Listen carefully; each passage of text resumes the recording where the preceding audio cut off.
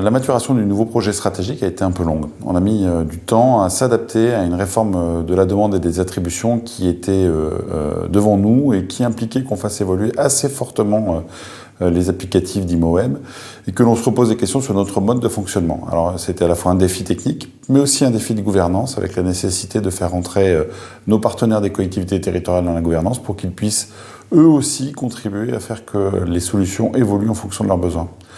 On a besoin que le CréaWest reste l'outil de l'ensemble des partenaires qui sont impliqués dans le processus de gestion de la demande et des attributions.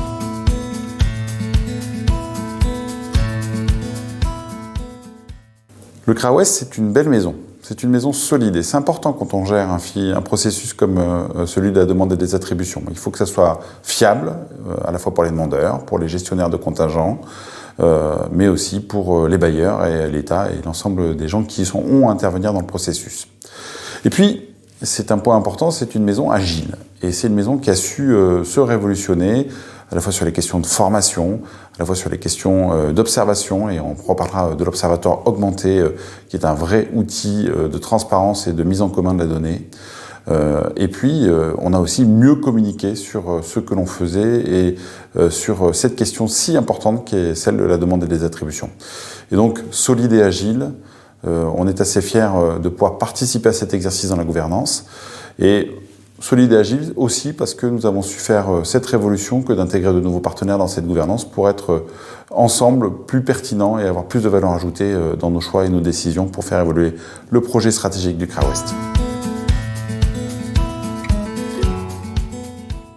L'apport du CRA, il est au quotidien pour nous dans notre travail. Le premier apport, en ce moment, très concrètement, quand on est en train de gérer avec les collectivités et les gestionnaires de contingents la révolution du passage en flux, pouvoir s'appuyer sur un outil fiable comme celui qu'est le CréaWest, je peux vous dire que c'est très très confortable et que ça nous permet d'envisager demain des processus qui permettront à la fois aux gestionnaires de contingents de s'assurer qu'ils pourront bien positionner les demandeurs sur leur logement, sur les logements des bailleurs, et en même temps aux bailleurs de pouvoir avoir un suivi qui sera constructif et qui nous permettra de vérifier que les engagements que prennent les uns et les autres seront bien tenus.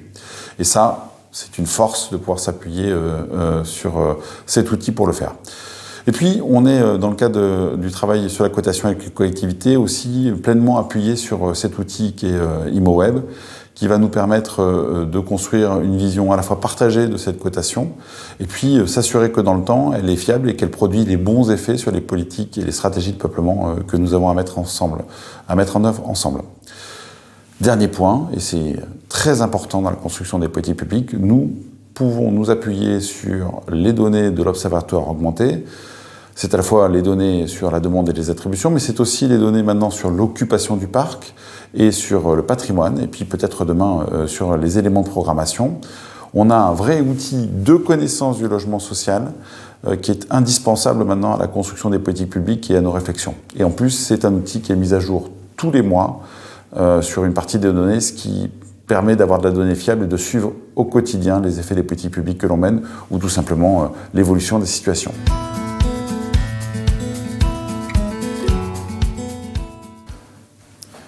Le défi pour l'avenir du CréaWest, c'est de rester agile. On a besoin d'avoir cette capacité face aux évolutions législatives et réglementaires, d'être toujours à la pointe, d'être en capacité de fournir à nos adhérents et à nos partenaires la solution qui permettra de gérer le processus de demande et des attributions de manière fiable, pertinente et avec de la valeur ajoutée sur le terrain.